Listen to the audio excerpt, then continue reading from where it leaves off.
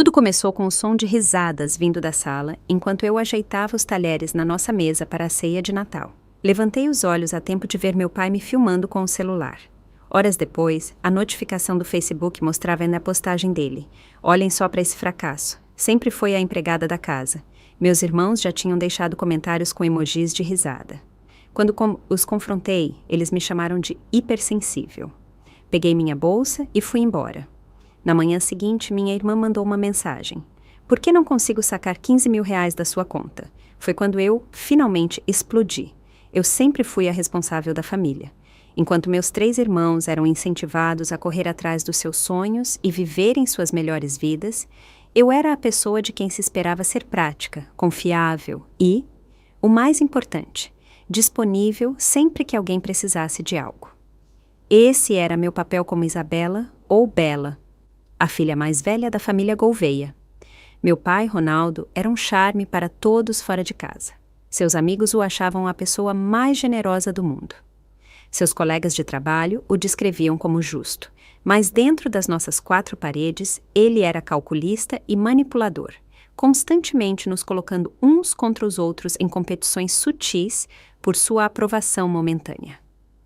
Minha mãe havia falecido quando eu tinha 16 anos, me forçando a assumir seu papel muito jovem.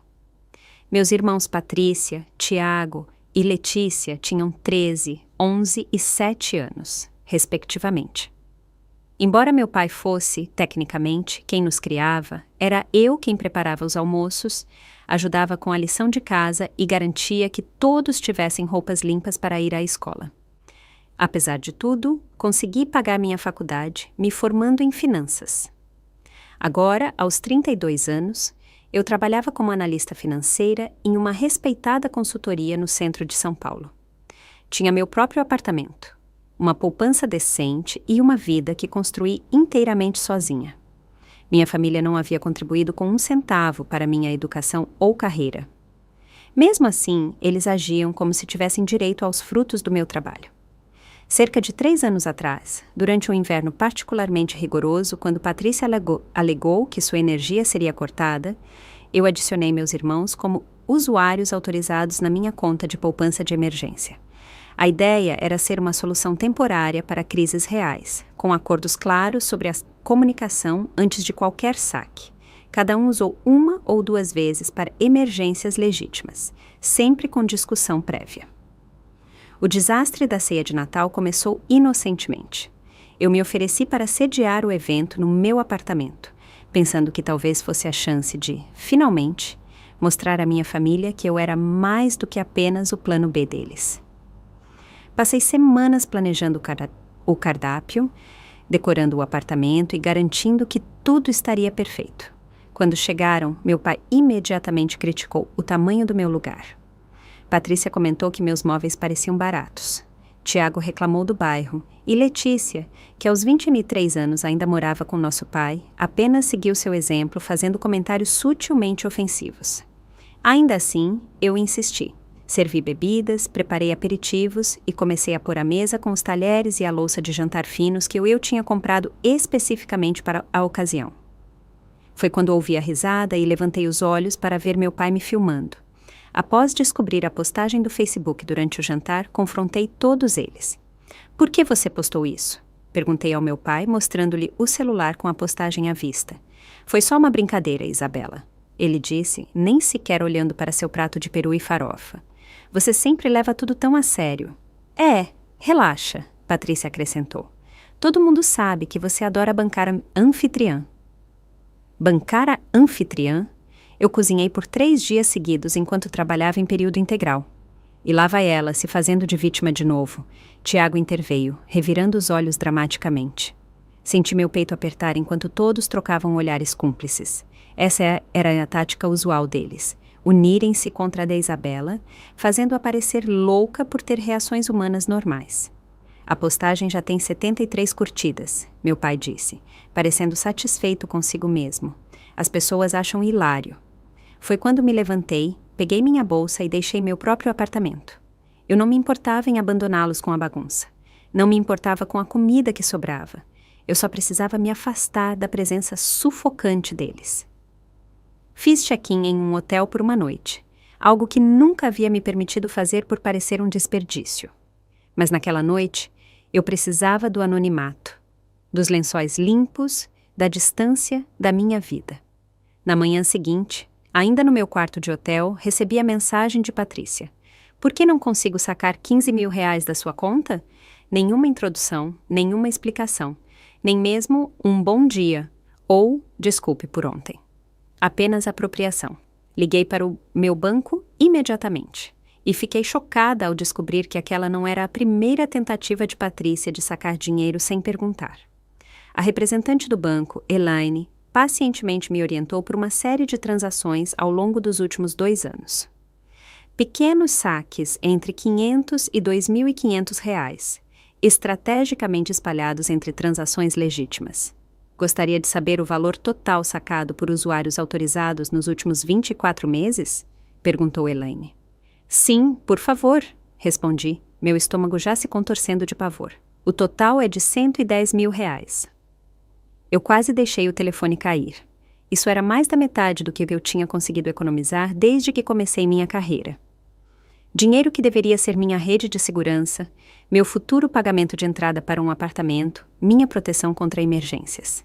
Passei a hora seguinte revisando cada transação, documentando metodicamente datas, valores e qual irmão havia feito cada saque. O padrão era claro. Eles vinham drenando sistematicamente minha conta, provavelmente presumindo que eu não notaria os valores menores em meio às minhas transações regulares. Antes de confrontá-los, eu precisava de provas. Imprimi extratos, destaquei os saques não autorizados e criei uma planilha mostrando exatamente quanto cada irmão havia tirado. Patrícia liderava o grupo com quase R$50 mil, seguida por Tiago com R$35 mil e Letícia com pouco mais de R$25 mil. Enquanto eu olhava para os números, as memórias voltaram. O carro novo de Patrícia no ano passado, que ela alegou ser um ótimo negócio. A misteriosa capacidade de Tiago de pagar ingressos para a temporada do Corinthians, apesar de seu emprego na academia local. A extensa coleção de sapatos de Letícia, apesar de trabalhar em meio período em uma cafeteria. Tudo isso havia sido financiado por mim, sem meu conhecimento ou consentimento. Com as mãos trêmulas, fechei o laptop. A traição era profunda, mas a verdade era agora inegável. Minha família não tinha apenas me envergonhado no Natal. Eles estavam me roubando há anos. Decidi ligar para Patrícia primeiro, meu dedo pairando sobre o contato dela por vários minutos antes de ter coragem para apertar a chamada. E aí, irmã? Sobre o dinheiro? Ela atendeu, casual como sempre. Não, eu a interrompi, minha voz mais firme do que eu esperava. Não haverá 15 mil reais. Na verdade, precisamos falar sobre os 50.236 reais que você já tirou sem a minha permissão. Silêncio na linha. Então, do que você está falando? Eu só uso a conta de emergência quando preciso desesperadamente. Eu tenho extratos bancários, Patrícia. Datas, horários, valores. Você quer que eu comece a listá-los? O tom dela mudou instantaneamente, de confusão para defensiva. Aquele dinheiro era para emergências da família. Que emergência exigiu R$2.500 na data exata do lançamento dos ingressos para o Rock in Rio, ou R$1.500 no dia seguinte em que você postou fotos da sua bolsa de grife nova? Você está sendo ridícula, ela retrucou. Aquela conta é da família. Você está dizendo que não somos mais família? Família não rouba um do outro. Não é roubo se você nos deu acesso. Meu Deus, você é tão controladora com dinheiro. Só porque você escolhe viver como uma miserável, não significa que o resto de nós deva sofrer. Devolva o dinheiro, Patrícia. Todo ele. Quero um plano de pagamento por escrito até o final da semana. Ela deu uma risada. Um som áspero, sem humor. Boa sorte com isso. Espere até o pai saber disso.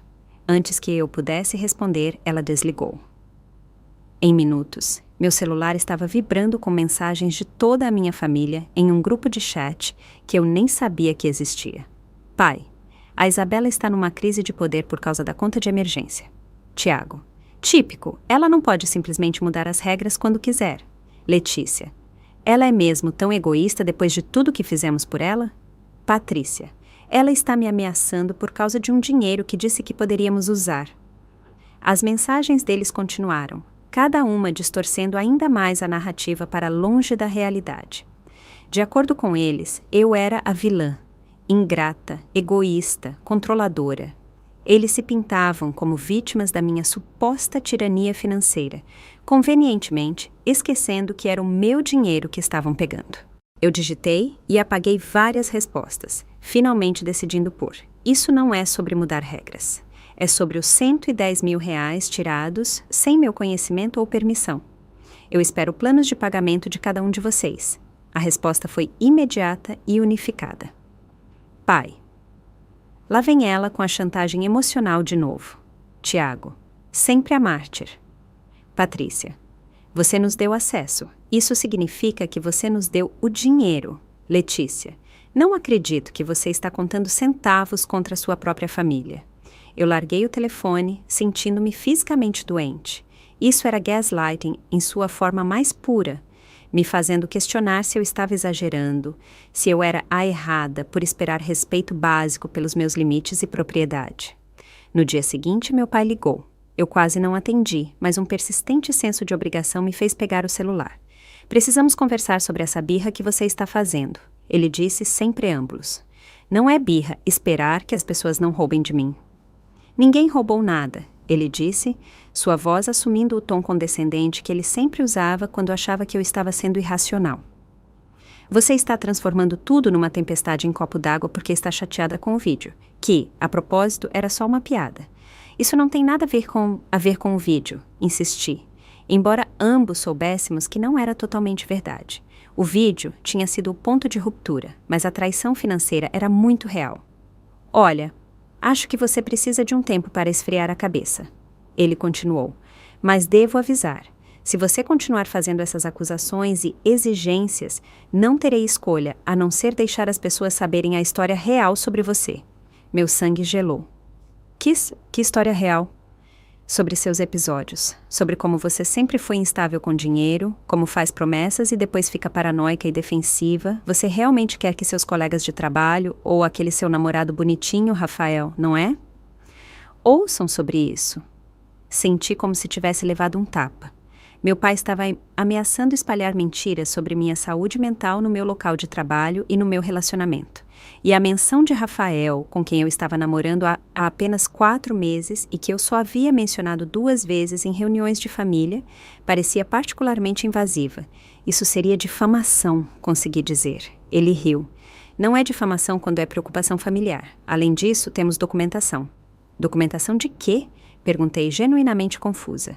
Os contratos de empréstimo, as mensagens onde você ofereceu ajuda financeira, as sessões de terapia familiar onde você admitiu usar dinheiro para controlar pessoas. Nada disso nunca havia acontecido. Nunca tínhamos feito terapia familiar. Eu nunca tinha assinado contratos de empréstimo com meus irmãos. Isso era fabricação em um nível que eu não pensei que nem mesmo meu pai fosse capaz. Você está inventando isso, eu disse, minha voz mal audível. Verifique seu e-mail. Ele respondeu e desligou. Com as mãos trêmulas, abri meu e-mail e encontrei uma mensagem do meu pai com anexos. O primeiro era um documento digitalizado que parecia ser um contrato de empréstimo entre Patrícia e eu, com uma assinatura que vagamente se assemelhava à minha, mas era claramente falsificada. O segundo era uma captura de tela adulterada de mensagens de texto, mostrando-me supostamente oferecendo dinheiro sem necessidade de reembolso. O terceiro era uma foto minha dormindo no meu sofá, claramente tirada, sem meu conhecimento, durante uma visita familiar, com meu laptop aberto ao lado. As implicações eram claras. Eles não só estavam roubando meu dinheiro, mas também estavam planejando essa defesa há algum tempo. Eles estiveram na minha casa, vasculhando meus pertences pessoais, possivelmente acessando meu computador e documentando coisas que poderiam usar contra mim. Senti-me violada em um nível que nunca havia experimentado antes. Isso não era apenas abuso financeiro. Era um esforço coordenado para me explorar e depois me desacreditar se eu reagisse. Liguei para o meu banco imediatamente e removi todos os 3 irmãos como usuários autorizados da minha conta.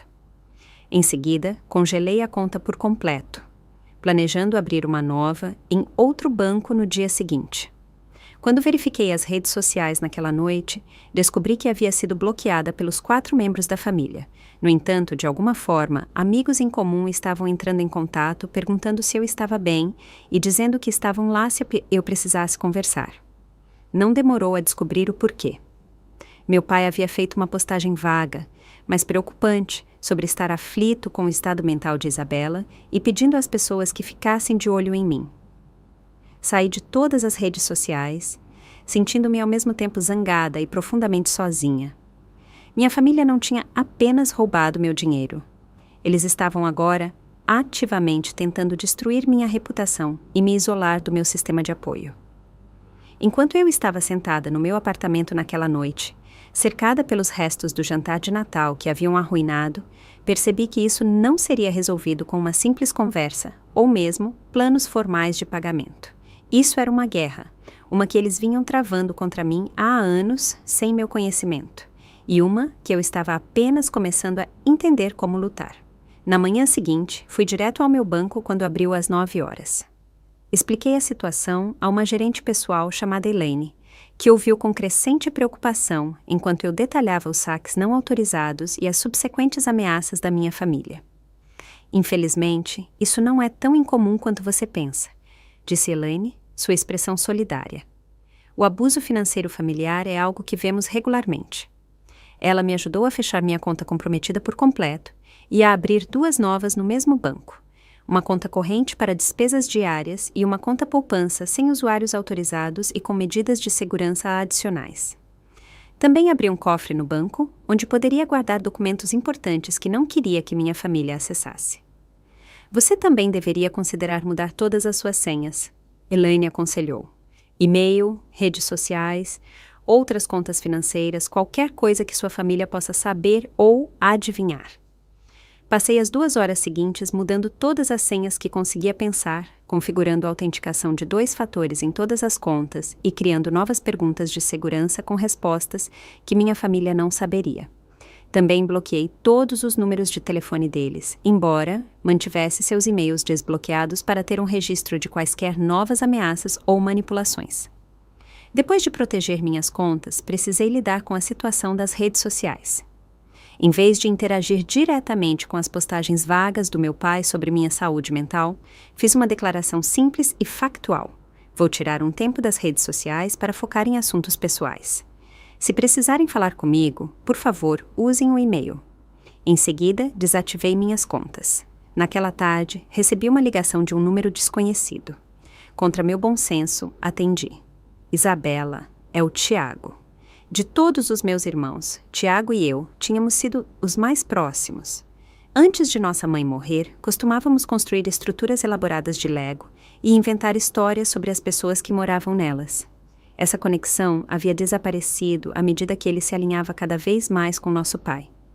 Mas uma pequena parte de mim ainda esperava que ele pudesse ser diferente. Não estou interessada em mais gaslighting, eu disse secamente. Não, escuta, eu entendo por que você está chateada. Ele disse, sua voz mais baixa que o normal. As coisas saíram do controle. 110 mil reais não é sair do controle, Tiago. É roubo. Eu sei. Olha, podemos nos encontrar? Só nós 2. Quero conversar sobre como consertar isso. Contra todos os instintos que gritavam que isso era uma armadilha, concordei em encontrar Tiago em uma cafeteria no centro da cidade, um lugar público onde ele não poderia fazer um escândalo sem consequências. Quando cheguei, Tiago já estava sentado em uma cabine de canto, com 2 cafés na mesa. Ele parecia cansado, a expressão arrogante usual substituída por algo que quase se assemelhava a remorso. Pedi seu de sempre, ele disse, empurrando um latte de baunilha na minha direção. Sentei-me, mas não toquei no café. Fale primeiro. Me desculpe pelo Natal, pelo vídeo, por tudo. O pai foi longe demais. Esperei, não disposta a aceitar um pedido de desculpas tão limitado. E sim, eu tirei dinheiro sem perguntar. Todos nós fizemos. Foi errado. Então você vai pagar de volta? Ele suspirou, esfregando o rosto. É sobre isso que eu queria falar. Eu não tenho 35 mil reais, Isabela. Não de uma vez. Eu consigo, talvez, 1.000 reais por mês. Fiz as contas mentalmente. A R$ 1.000 por mês, levaria quase 3 anos para ele me pagar o que devia, mas era um começo. 1.500, eu contra-ataquei. E eu quero por escrito. Feito, ele concordou, surpreendendo-me com sua falta de resistência. Vou fazer um rascunho de algo. Passamos a hora seguinte negociando os termos. Pagamentos mensais de R$ 1.500, começando na semana seguinte, continuando até que sua dívida fosse totalmente paga. Ele até sugeriu adicionar uma taxa de juros de 2%, o que eu não esperava. Vou falar com Patrícia e Letícia também. Ele prometeu enquanto terminávamos. Vou fazer com que elas aceitem arranjos semelhantes. Pela primeira vez em dias, senti um vislumbre de esperança. Talvez isso pudesse ser resolvido sem destruir completamente o que restava da nossa família. Obrigada, eu disse, finalmente tomando um gole do latte agora frio. Isso significa muito para mim, Tiago. Ainda somos família, ele disse com um pequeno sorriso. Não importa o que aconteça. Eu queria acreditar nele. Eu realmente queria. Naquela noite, Tiago enviou um acordo de pagamento assinado, completo com os termos que havíamos discutido. Não era legalmente vinculativo, mas era um gesto de boa-fé que eu não esperava. Ele também incluiu uma mensagem dizendo que havia falado com Patrícia e Letícia, e elas estavam pensando em arranjos semelhantes. Progresso, pensei. Lento, mas progresso real. No dia seguinte, eu estava no supermercado quando meu cartão de crédito foi recusado. Envergonhada, tentei meu cartão de débito, que felizmente funcionou. Assim que cheguei ao meu carro, liguei para a operadora do meu cartão de crédito. Senhora Gouveia, parece haver um bloqueio de segurança em sua conta devido à atividade em comum, explicou a representante. Detectamos 6 solicitações de crédito enviadas em seu nome nas últimas 48 horas. Meu estômago afundou. Eu não solicitei nenhum crédito novo. É por isso que colocamos o bloqueio de segurança. As solicitações eram para cartões de loja, empréstimos pessoais e 2 novos cartões de crédito principais. Todos usaram seu cadastro de pessoa física e informações pessoais, mas foram enviados de endereços IP em Campinas. Campinas, onde meu pai morava. Isso é roubo de identidade, eu disse, as palavras soando surreais ao sair da minha boca. Preciso bloquear meu crédito imediatamente. A representante me orientou a realizar um bloqueio de crédito na Serasa e a registrar um alerta inicial de fraude. Eles também me forneceram números de protocolo e me aconselharam a registrar um boletim de ocorrência o mais rápido possível. Quando cheguei em casa, puxei meus relatórios de crédito completos de todos os bureaus. O que descobri era muito pior do que eu previra. Isso não era um desenvolvimento recente. Havia contas abertas em meu nome que remontavam a pelo menos 18 meses. Cartões de loja, empréstimos pessoais, até mesmo um financiamento de carro, para um veículo que eu nunca havia visto. Ao todo, havia mais de R$250 mil em dívidas em meu nome que eu não havia criado. Algumas das contas estavam em situação regular, com pagamentos mínimos sendo feitos apenas o suficiente para evitar que fossem para cobrança. Outras já estavam com 30 ou 60 dias de atraso. A abordagem metódica sugeria que isso não era uma reação espontânea ao nosso conflito recente. Este era um plano de longo prazo. Meu pai vinha usando sistematicamente minha identidade para obter crédito, provavelmente pretendendo esgotar cada conta e passar para a próxima antes que eu descobrisse o que estava acontecendo. Passei o resto do dia ao telefone registrando uma denúncia formal de roubo de identidade na Polícia Federal, conversando com departamentos de fraude em várias credoras e finalmente registrando um boletim de ocorrência na delegacia. O policial que pegou minha declaração foi profissional, mas não particularmente otimista. Casos de roubo de identidade familiar são complicados, ele explicou. Muitas vezes se resumem a ele disse, ela disse, especialmente se o membro da família teve acesso às suas informações pessoais com seu conhecimento. Eu nunca dei permissão para abrirem crédito em meu nome, insisti. Eu entendo, senhora. Vamos investigar, mas quero definir expectativas realistas. Esses casos podem levar meses para serem resolvidos e o processo é desafiador sem evidências claras de intenção. Naquela noite, recebi um e-mail de Tiago.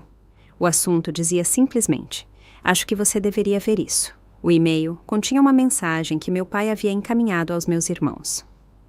Ronaldo, A Isabela está fazendo acusações sérias que podem ter consequências legais para todos nós. Lembrem-se da nossa discussão sobre apoio financeiro e mantenham essa história. Toda a documentação de empréstimo está no lugar. O que quer que façam, não admitam nada por escrito ou por mensagem de texto. Reunião de família na minha casa amanhã à noite para alinharmos nossas histórias. Não contem para a Isabela. Qualquer esperança que eu tivesse alimentado de que Tiago pudesse ser um aliado desmoronou. O encontro na cafeteria, o pedido de desculpas aparentemente sincero, o acordo de pagamento, tudo tinha sido uma estratégia para ganhar tempo enquanto eles coordenavam sua defesa contra mim. Eu estava verdadeiramente sozinha. No final da semana, o impacto total do roubo de identidade começou a se materializar. Meu score Serasa despencou de um excelente 920 para 450. A reputação financeira cuidadosamente construída que eu havia trabalhado anos para estabelecer estava em ruínas. No trabalho, tentei manter a normalidade, focando nos relatórios de fim de ano que exigiam minha atenção, mas a concentração era impossível. Cada vez que meu telefone vibrava, meu coração acelerava, esperando mais notícias ruins. Na tarde de sexta-feira, minha supervisora, a doutora Cíntia, me chamou em seu escritório. Ela era uma mulher direta, na casa dos 50 anos, que sempre me dera avaliações justas e projetos desafiadores. Isabela, está tudo bem? Ela perguntou assim que fechei a porta. Sim, só um pouco estressada com o final de ano. Menti. A razão pela qual pergunto é que estamos finalizando a equipe para a Conta Eldorado. Ela disse, referindo-se a um cliente importante que eu estava posicionada para liderar. Exige autorização de segurança e uma verificação de antecedentes abrangente, incluindo o histórico financeiro. Meu estômago despencou. Eu vejo. Dado seu excelente trabalho habitual, presumi que você seria perfeita para isso, mas o RH sinalizou algumas preocupações com sua situação financeira atual. É claro que as verificações de crédito mostrariam as consultas recentes, as contas fraudulentas, a queda do score. Estou lidando com uma situação de roubo de identidade, expliquei tentando manter minha voz firme, relacionado à família. Eu registrei todos os relatórios apropriados e estou trabalhando com a Serasa para resolver isso. A expressão de Cíntia suavizou um pouco. Lamento ouvir isso. Infelizmente, o cronograma da Eldorado não nos permite esperar pela resolução. Tive que designar o Caio como líder. Caio, meu colega, que havia começado 6 meses depois de mim e tinha menos experiência em análise financeira. Foi um revés profissional que eu não podia me dar ao luxo de ter, especialmente dada a minha crise financeira pessoal. Eu entendo, eu disse, embora quisesse gritar com a injustiça de tudo aquilo. Assim que sua situação for resolvida, nós a reconsideraremos para oportunidades semelhantes, acrescentou Cíntia. Mas nós duas sabíamos que o dano estava feito. Em nosso setor, reputação era tudo, e os rumores se espalhavam rapidamente. A decepção profissional foi apenas o começo. Naquele fim de semana, recebi uma carta da administradora do meu condomínio informando que minha solicitação de renovação de aluguel havia sido recusada devido ao não cumprimento dos requisitos de crédito atuais. Meu contrato de aluguel terminaria em 45 dias, o que significava que eu tinha pouco mais de um mês para encontrar uma nova moradia no competitivo mercado de aluguel de São Paulo, com um score de crédito destruído. Passei o domingo procurando apartamentos apenas para ser rejeitada por 3 proprietários diferentes assim que eles checavam meu crédito. O quarto, um prédio degradado em um bairro que eu havia especificamente evitado devido à sua alta taxa de criminalidade, concordou em me alugar apenas com um depósito de caução adicional de R$10.000 e o aluguel do primeiro e do último mês adiantados. Sem outras opções e com o tempo se esgotando, assinei o contrato, esgotando minhas economias restantes para cobrir os custos aumentados da moradia. O apartamento era menor, com problemas de encanamento e aquecimento não confiável, mas era tudo o que eu conseguia garantir. Enquanto eu empacotava meus pertences, embrulhando cuidadosamente a louça de jantar que havia sido usada naquele fatídico jantar de Natal, a realidade de como minha vida havia sido completamente virada de cabeça para baixo realmente me atingiu. Em apenas 2 semanas, eu havia perdido minha estabilidade financeira, minha oportunidade profissional e, agora, minha casa. A vida cuidadosa e responsável que eu havia construído estava desmoronando ao meu redor. O estresse começou a se manifestar fisicamente. Desenvolvi insônia, ficando acordada à noite fazendo cálculos na cabeça, tentando descobrir como pagar dívidas fraudulentas enquanto cobria minhas despesas de vida aumentadas. Perdi peso à medida que meu apetite desaparecia. Meu cabelo começou a cair em tufos, entupindo o ralo do chuveiro todas as manhãs. Durante uma noite particularmente ruim, quando eu não conseguia parar minha mente de acelerar, pesquisei online por suporte a vítimas de roubo de identidade familiar e encontrei uma terapeuta especializada em casos como o meu. A doutora Helena Costa tinha 20 anos de experiência aconselhando vítimas de abuso financeiro familiar. Em nossa primeira sessão, desmoronei completamente, soluçando enquanto detalhava as traições grandes e pequenas que me levaram ao seu consultório. O que você está vivenciando é trauma financeiro, explicou a doutora Costa, e é agravado pelo fato de que os agressores são pessoas que deveriam amar e proteger você. Fico me perguntando o que fiz de errado, admiti. Se eu tivesse sido mais cuidadosa ou menos confiante. Isso não é sua culpa, ela disse firmemente. Sua família tomou decisões calculadas para explorá-la. A culpa é deles, não sua. Nas semanas seguintes, nossas sessões se tornaram um salva-vidas. A doutora Costa me ajudou a entender a dinâmica que me tornou vulnerável a esse tipo de abuso e me deu ferramentas práticas para estabelecer limites e reconstruir meu senso de autoestima. Durante esse tempo, o único ponto positivo na minha vida era Rafael, o homem com quem eu estava namorando há quase 5 meses. Ele me apoiou quando expliquei minha situação de moradia, até mesmo me ajudando a mudar para o novo apartamento. Você vai superar isso, ele me assegurou, pendurando cortinas na minha nova sala de estar. Você é a pessoa mais forte que conheço. A confiança dele em mim era tocante, especialmente quando eu me sentia tudo menos forte. Naquela noite, enquanto estávamos sentados no meu sofá comendo comida de delivery porque minha cozinha ainda estava em caixas, decidi confiar totalmente nele sobre a situação de roubo de identidade. Não é apenas roubo de identidade comum, expliquei. É meu pai. Ele tem aberto contas em meu nome há pelo menos 1 ano e meio. O garfo de Rafael parou a meio caminho da boca. Seu pai? Você tem certeza? A polícia rastreou os pedidos para endereços IP na área dele. E o momento se correlaciona com os problemas financeiros dele no ano passado. Além disso, ele é o único que teria acesso a todas as minhas informações pessoais. Isso é muito sério, Rafael disse, largando meu garfo. Você vai prestar queixa? Eu registrei relatórios, mas casos familiares são complicados. O policial com quem falei não estava otimista quanto à acusação. Rafael ficou quieto por um longo momento. Você acha que isso é sensato? Processar legalmente seu próprio pai? A pergunta me pegou de surpresa. Ele roubou minha identidade e acumulou R$250 mil em dívidas fraudulentas. Que escolha eu tenho? Eu só quero dizer, família é família, sabe? Talvez haja uma maneira de resolver isso sem envolver a lei. Uma pequena campainha tocou no fundo da minha mente. Essa era a mesma linguagem que minha família havia usado para me manipular por anos. Família é família, como justificativa para a exploração. Não há como resolver com alguém que comete fraude, eu disse com cuidado. Claro, mas vale a pena destruir seu relacionamento com toda a sua família por causa de dinheiro? Não é apenas sobre dinheiro, Rafael. É sobre anos de manipulação e abuso. Ele suspirou, um som que sugeria que eu estava sendo difícil. Eu entendo que você está chateada. Eu só acho que ir para o tudo ou nada pode ser algo de que você se arrependa mais tarde.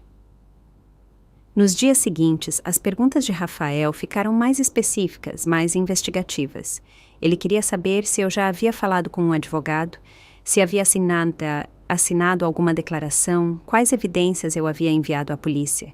Cada pergunta parecia inocente por si só, mas coletivamente elas formavam um padrão que me deixava cada vez mais desconfortável.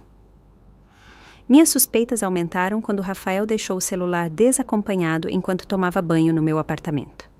Eu nunca fui do tipo que espiona, mas algo no comportamento recente dele havia acionado alarmes que eu não podia ignorar. O celular dele estava desbloqueado.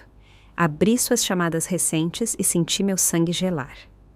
Várias chamadas de e para um número que reconheci instantaneamente, o do meu pai. Com os dedos trêmulos, verifiquei suas mensagens de texto. Lá estava, uma conversa que se estendia por 6 meses anterior ao nosso relacionamento. Ronaldo, ela gosta de tipos intelectuais, museus de arte, filmes indie. Comece por aí, Rafael. Rafael. Primeiro encontro correu bem. Ela é cautelosa, mas se abriu sobre o trabalho. Ronaldo. Bom, vá com calma.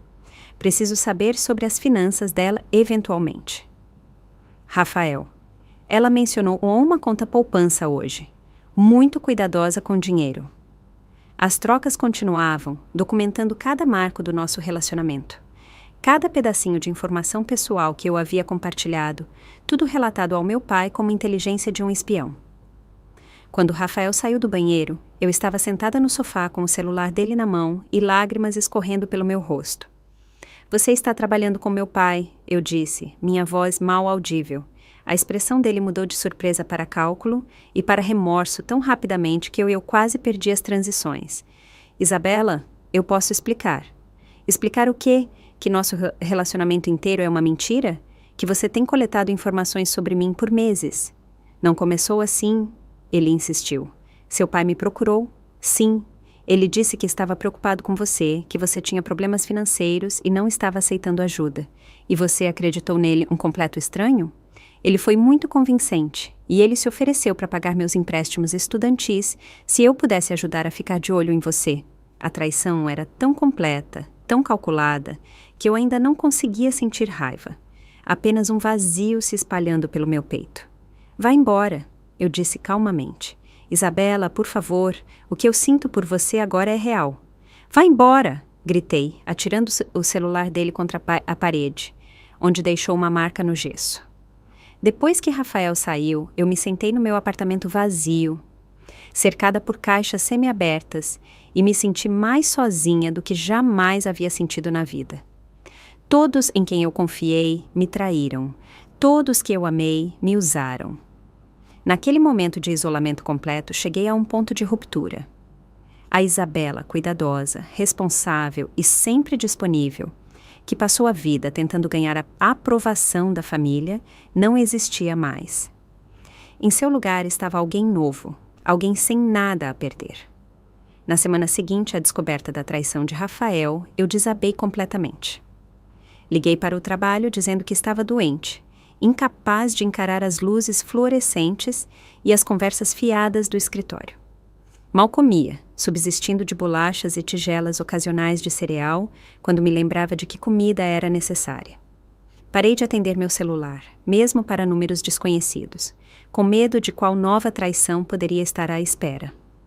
Meu apartamento permaneceu semiaberto, caixas servindo como móveis improvisados no espaço escassamente mobiliado. Movi-me entre a cama e o sofá como um fantasma, dormindo em horários estranhos e olhando para o teto quando o sono não vinha. No 5º dia dessa existência, meu celular tocou com um número que eu não reconhecia, mas com um código de área do Rio Grande do Sul. Contra meu bom senso, atendi. Isabela, é a Aline Rabelo. O nome levou um momento para ser registrado. Aline, da faculdade. Tínhamos sido colegas de quarto no 2º ano antes de ela se transferir para uma faculdade no sul do país. Tínhamos perdido contato, exceto por curtidas ocasionais nas redes sociais. Aline, eu disse, minha voz rouca por falta de uso. Oi, graças a Deus você atendeu. Estou tentando falar com você há dias. Suas redes sociais estão desativadas e fiquei preocupada quando amigos em comum mencionaram postagens estranhas do seu pai.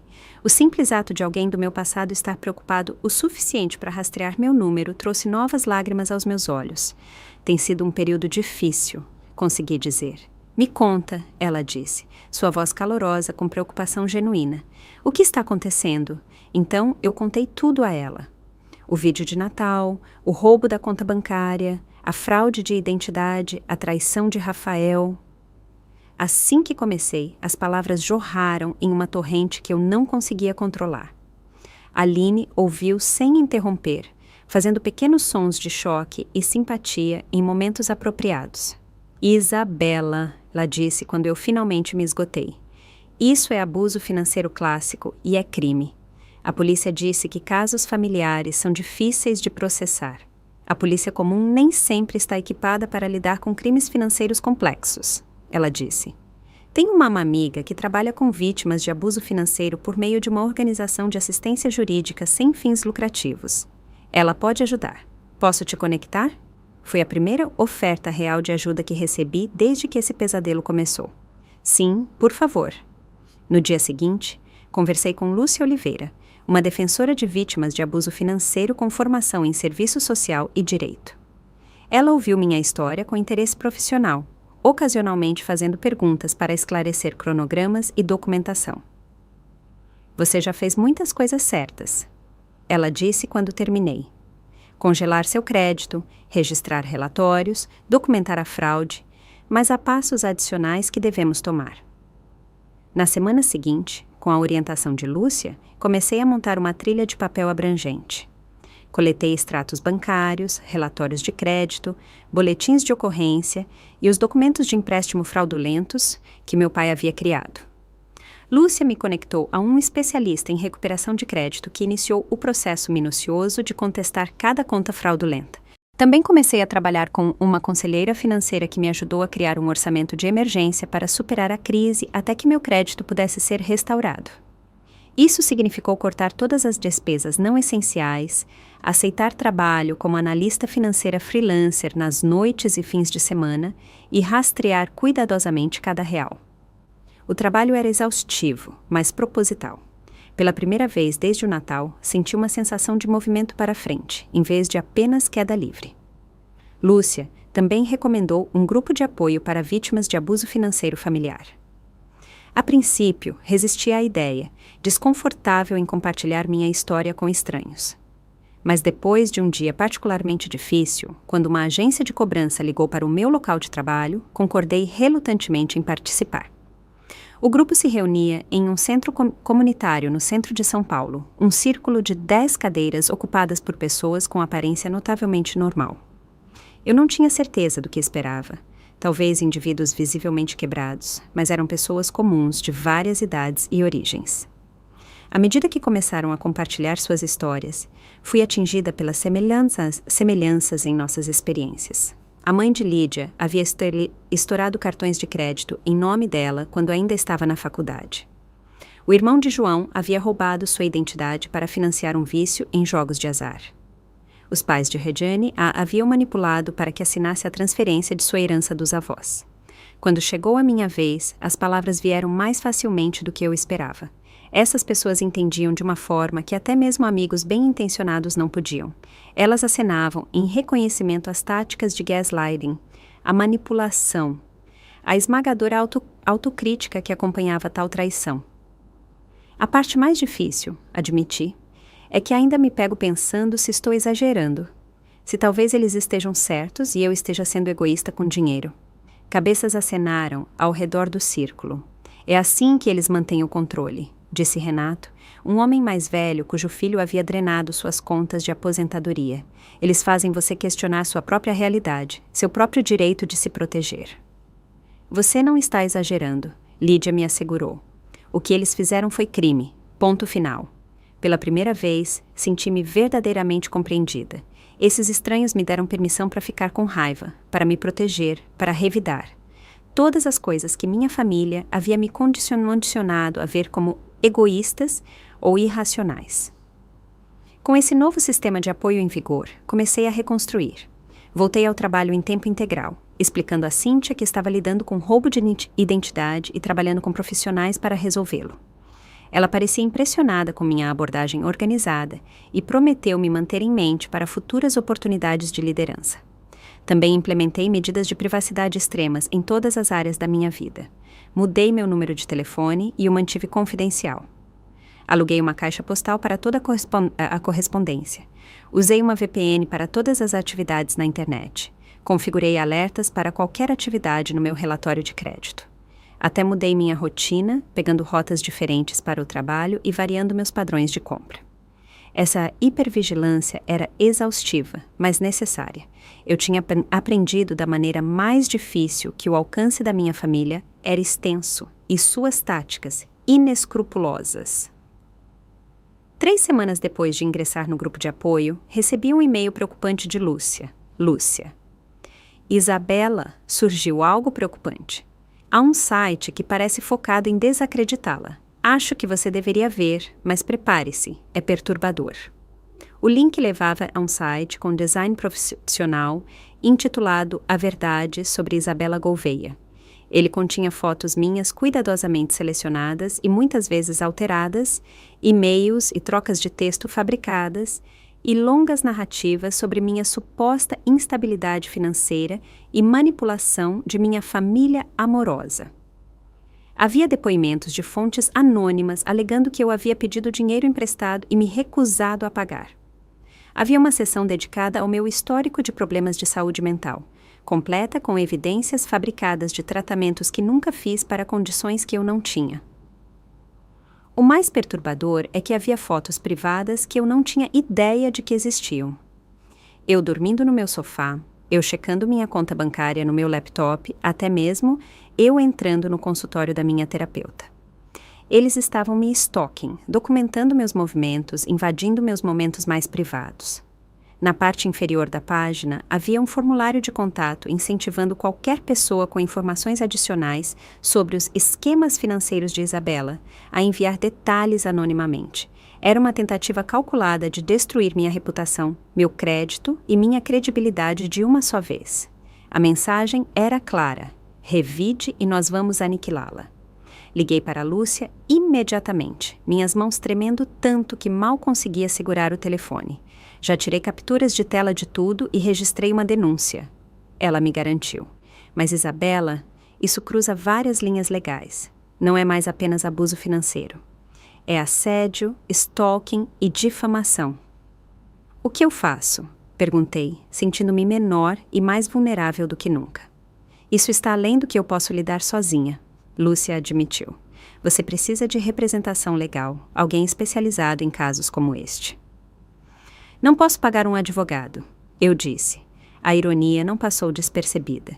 Minha família havia roubado tanto de mim que eu não podia pagar para lutar contra o roubo deles. Deixe-me fazer algumas ligações, Lúcia disse. Há advogados que aceitam esses casos com base em honorários de contingência quando há evidência clara de atividade criminosa. Não desista, Isabela. Este site não é um sinal de que você está perdendo. É um sinal de que eles estão com medo de você revidar. Naquela noite, no meu apartamento esparso, cercada por evidências de como minha vida havia sido completamente desmantelada, cheguei ao fundo do poço. Sentei-me no chão do meu banheiro, soluçando até não ter mais lágrimas, sentindo-me totalmente derrotada.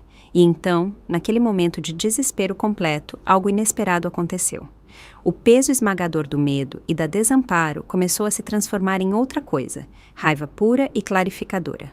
Não o tipo destrutivo que queima tudo em seu caminho, mas o tipo focado que forja o aço. Eles tinham tirado meu dinheiro, minha casa, meu relacionamento, e agora estavam tentando tirar meu futuro, mas havia uma coisa que eles não podiam tirar, a menos que eu lhes desse: minha vontade de lutar. Levantei-me do chão, lavei o rosto e olhei para mim mesma no espelho. A mulher que me encarava estava exausta e ferida, sim, mas também mais determinada do que eu jamais a tinha visto. Basta, eu disse para meu reflexo. Chega. Eu tinha chegado ao fundo do poço. O único caminho que restava era para cima. Na manhã seguinte à descoberta do site, recebi uma ligação de Lúcia. Isabela, acho que encontrei alguém que pode te ajudar. O nome dela é Doutora Juliana Aguiar, e ela é especialista em crimes financeiros complexos e casos de roubo de identidade familiar.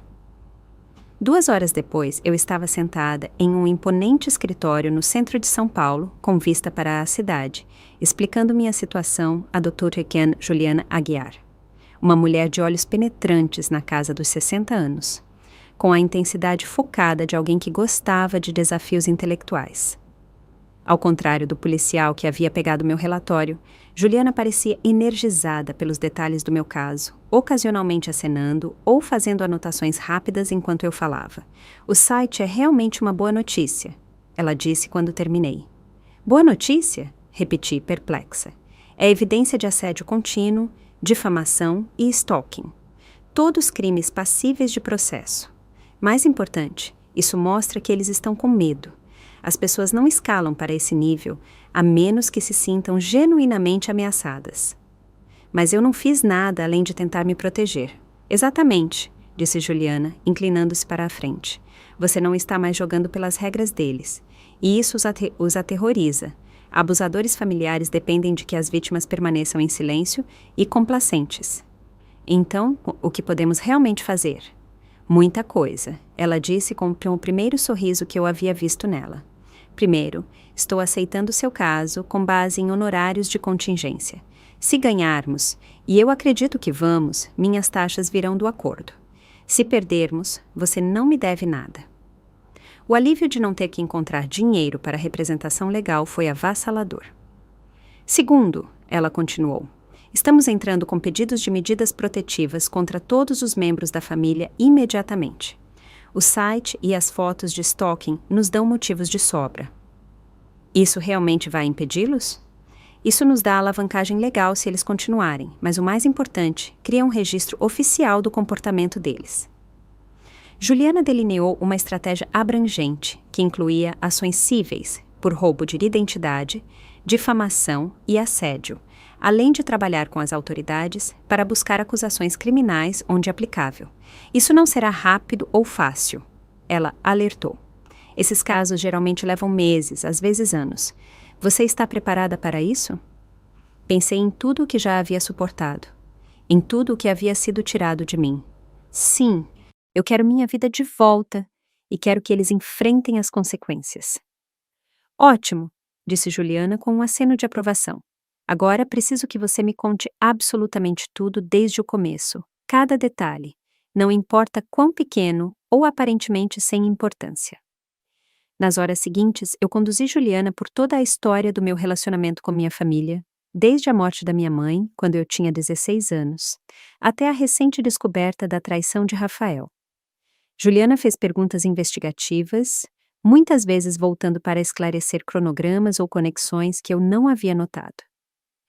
O padrão de comportamento do seu pai sugere que esta não é a primeira vez que ele faz isso, ela observou.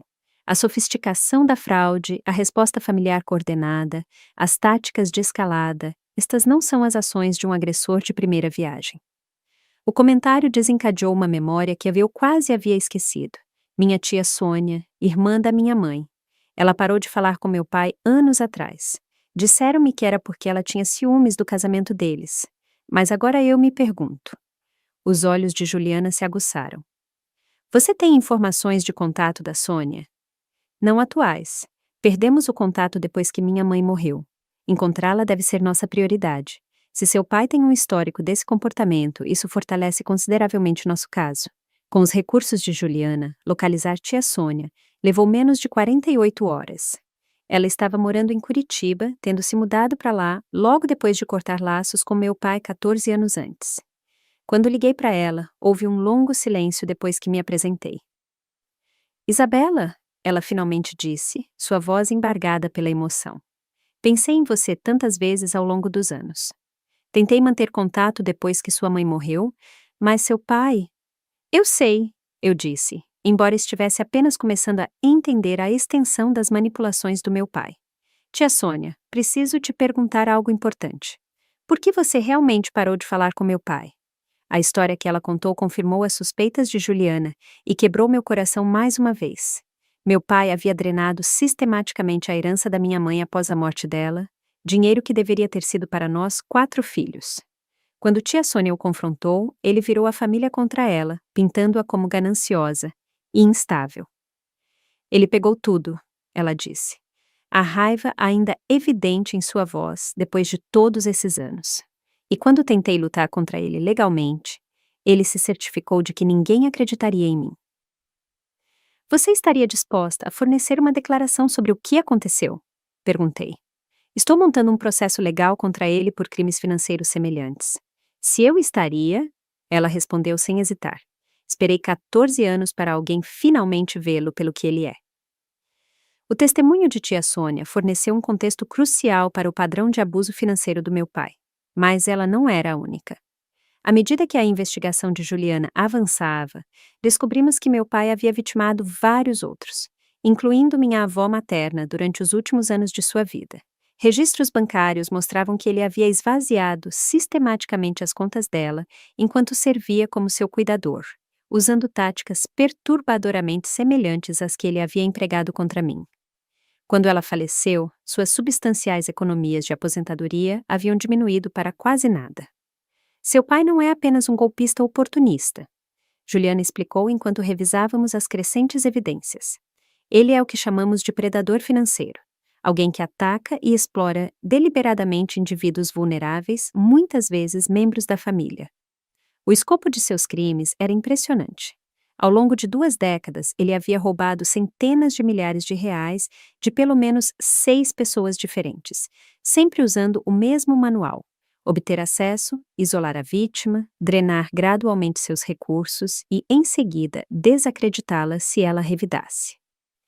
Meus irmãos haviam sido vítimas e cúmplices, manipulados por nosso pai, mas, em últimas análises, fazendo suas próprias escolhas para participar da exploração. Cada um havia desempenhado um papel específico no esquema. Patrícia como a distração, Tiago como seu falso aliado, Letícia como a suposta inocente.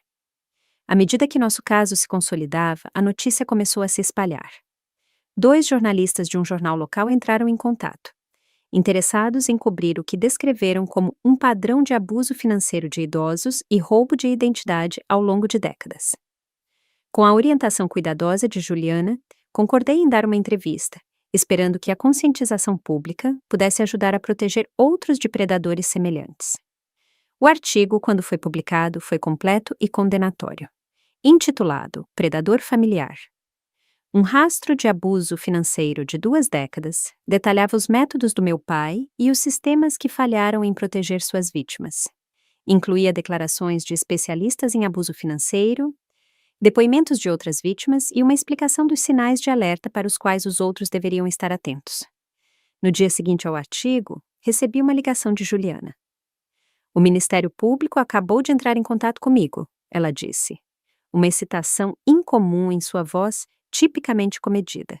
"Eles querem se encontrar para discutir a busca por acusações criminais contra seu pai. Não apenas pelo roubo de identidade contra você, mas pelo abuso sistemático de sua avó." "Eles estão realmente levando isso a sério?" Perguntei, mal ousando ter esperança. O artigo do jornal criou pressão, e as evidências que reunimos são convincentes. Isabela, este é um desenvolvimento significativo. As acusações criminais acarretam penalidades muito mais pesadas do que as ações cíveis. 3 dias depois, estávamos sentadas em uma sala de conferências com 2 promotores, revisando meticulosamente as evidências que havíamos reunido. Eles fizeram perguntas diretas, tomaram notas copiosas e trocaram olhares significativos à medida que detalhes particularmente condenatórios surgiam. "Acreditamos que há evidências suficientes para buscar múltiplas acusações de crime", disse o promotor principal finalmente. "Abuso financeiro de idoso, roubo de identidade, fraude eletrônica e potencialmente outras, à medida que continuamos investigando." Pela primeira vez, desde que este calvário começou, senti uma sensação de vindicação. O sistema que inicialmente parecia tão indiferente à minha situação, estava finalmente respondendo. Meu pai enfrentaria consequências reais por suas ações, não apenas contra mim, mas contra todos que ele havia prejudicado ao longo dos anos. Ao sair do escritório do Ministério Público naquele dia, eu estava mais ereta do que em meses. O caminho pela frente ainda seria longo e difícil, mas eu não estava mais andando sozinha ou no escuro. Naquela noite, recebi um e-mail inesperado de Tiago. "Precisamos conversar. Não sobre as coisas legais, sobre a verdade." Depois de consultar Juliana, concordei em encontrá-lo em um parque público com uma assistente legal do escritório de Juliana posicionada por perto para testemunhar a interação.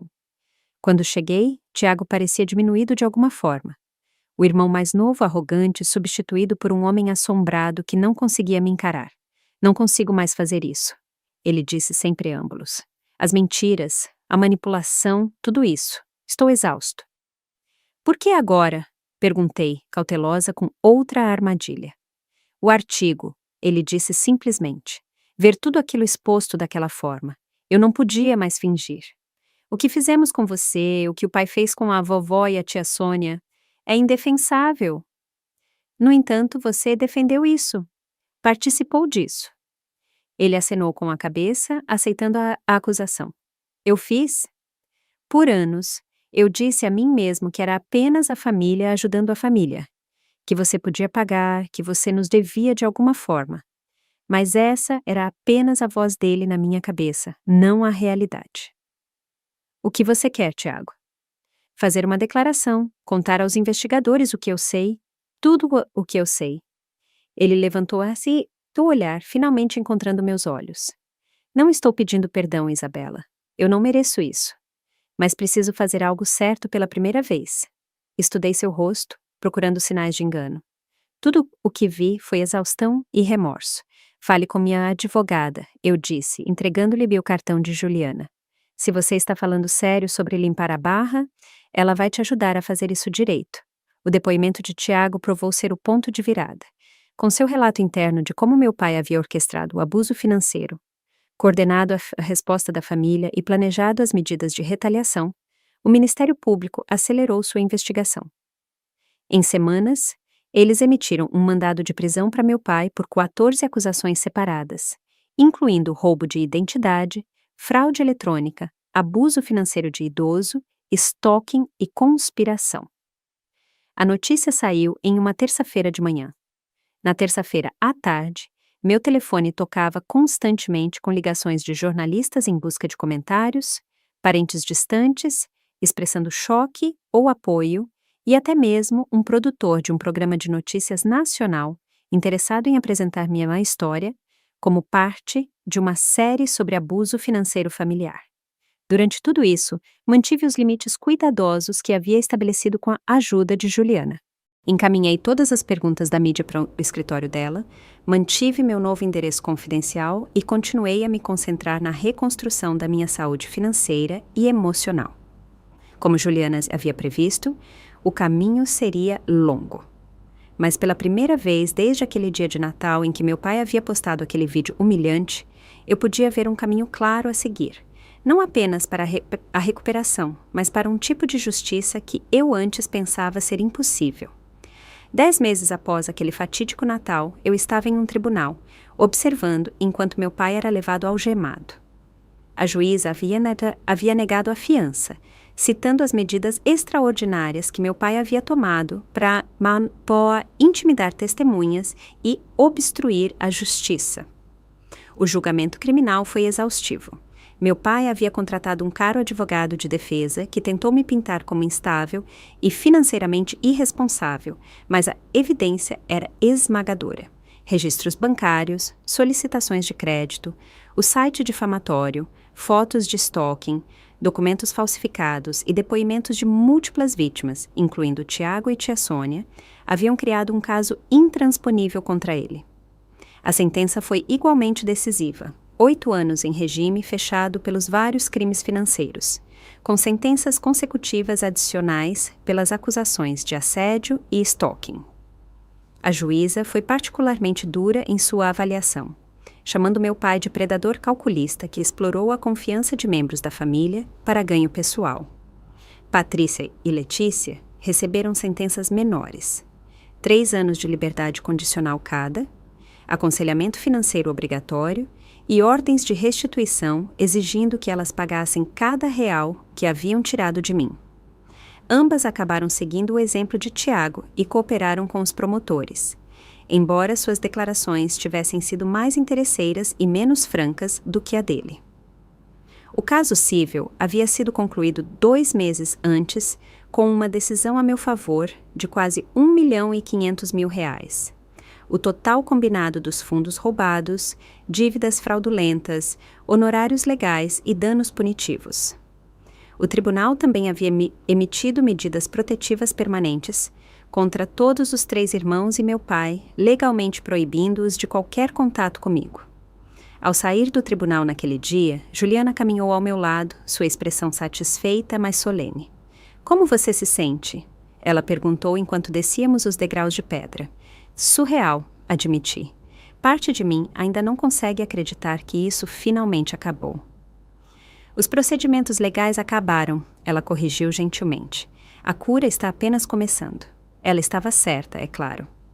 A batalha externa havia sido vencida, mas a interna... Reconstruir meu senso de segurança, aprender a confiar novamente, processar a dor de perder toda a minha família. Esse trabalho estava em andamento. A recuperação financeira havia sido mais direta. Com as decisões judiciais em mãos, a Serasa havia removido todas as contas fraudulentas do meu registro.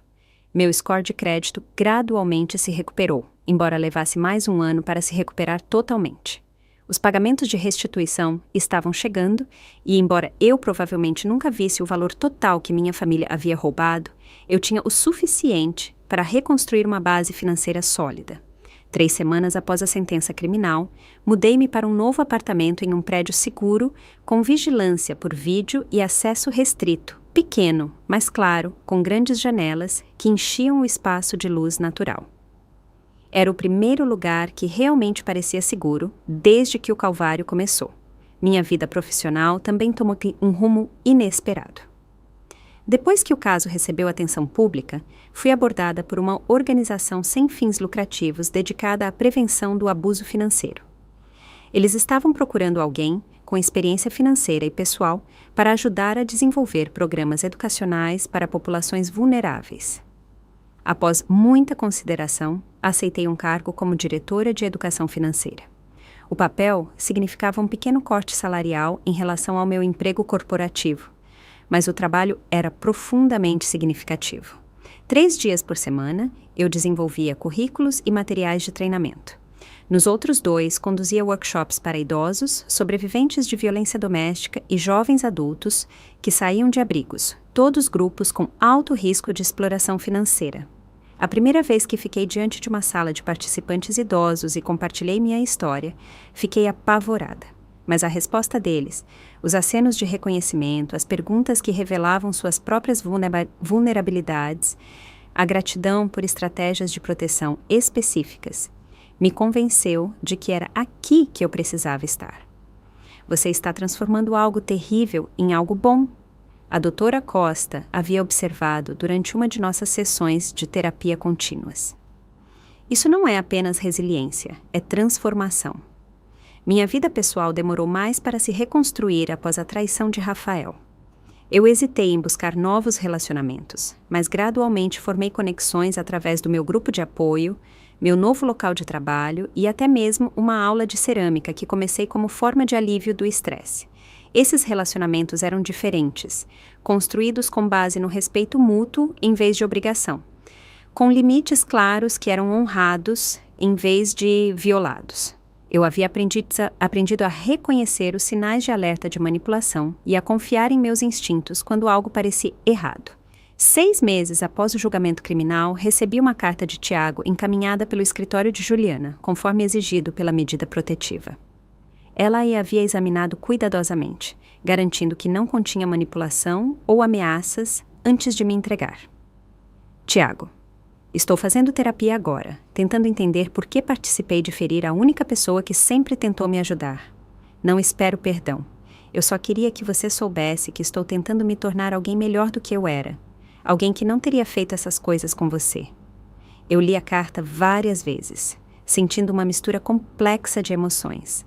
Raiva, tristeza, uma leve nostalgia pelo irmão que um dia pensei ter. Escolhi não responder, não por maldade, mas por autoproteção. Talvez algum dia eu estivesse pronta para essa conversa, mas não agora. As feridas ainda estavam muito recentes, a confiança muito completamente quebrada. Tia Sônia se tornou uma presença constante na minha vida. Nossa conexão reconstruída através de chamadas telefônicas semanais e visitas ocasionais. Ela se mudou para São Paulo logo após o julgamento, querendo ficar mais perto de sua única sobrinha. Aos 68 anos, ela era vivaz e criativa, me apresentando a sua paixão por teatro local e jardinagem comunitária. Você me lembra muito sua mãe, ela me disse uma noite enquanto estávamos sentadas na minha pequena varanda, observando o pôr do sol sobre a cidade. não apenas na aparência, mas no espírito. Ela ficaria tão orgulhosa de como você lidou com tudo isso.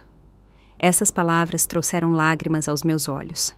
Não as lágrimas feridas que eu havia derramado tantas vezes no ano passado, mas lágrimas de cura. Estar conectada à memória da minha mãe de uma forma tão positiva era um presente que eu não esperava. No aniversário daquele dia de Natal, eu organizei um tipo diferente de reunião. Meu apartamento estava cheio de pessoas que me ajudaram a recuperar minha vida. Juliana, Lúcia, a doutora Costa, amigos do meu grupo de apoio, colegas da organização sem fins lucrativos, tia Sônia e alguns novos amigos que entraram na minha vida durante o processo de reconstrução. Ao olhar para essas pessoas compartilhando comida e conversa em minha casa, percebi que havia criado algo que minha família biológica nunca havia me dado. Uma comunidade baseada em cuidado e respeito genuínos. Mais tarde naquela noite, depois que meus convidados foram embora, sentei-me sozinha no meu sofá, refletindo sobre a jornada do ano passado. Eu havia perdido muito: relacionamentos familiares, segurança financeira, minha casa, meu senso de segurança e confiança. Mas eu também havia ganhado coisas que talvez nunca tivesse encontrado de outra forma.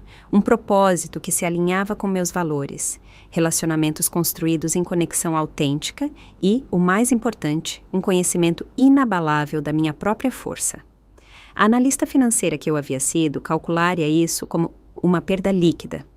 A mulher que eu me tornei reconheceu isso como uma transformação dolorosa, mas necessária. Meu celular vibrou com uma mensagem de Juliana. Vi as notícias. Sua história inspirou a Assembleia Legislativa a introduzir um novo projeto de lei abordando especificamente o abuso financeiro familiar. Estão chamando de Lei Isabela Gouveia de Proteção Financeira Familiar. Seu sofrimento está mudando leis, Isabela. Isso é extraordinário. Sorri para essa mensagem, sentindo uma onda de orgulho silencioso. A jornada dolorosa não tinha sido apenas sobre recuperar minha própria vida. Estava criando ondas que poderiam proteger inúmeras outras pessoas de explorações semelhantes. Na manhã seguinte, eu estava na janela da minha cozinha, observando a cidade acordar enquanto tomava meu café. Ainda haveria dias difíceis pela frente, apelações judiciais para navegar, momentos de luto pela família que perdi, o trabalho contínuo de reconstruir a confiança em mim mesma e nos outros. Mas eu não era mais a mulher que havia arrumado talheres enquanto era secretamente filmada e ridicularizada. Eu não era mais a filha que buscava desesperadamente a aprovação daqueles que me viam apenas como um recurso a ser explorado. Eu não era mais uma vítima. Eu era Isabela Gouveia, sobrevivente, defensora e a arquiteta da minha própria vida. E essa vida, reconstruída das cinzas da traição, estava se tornando algo bonito por si só.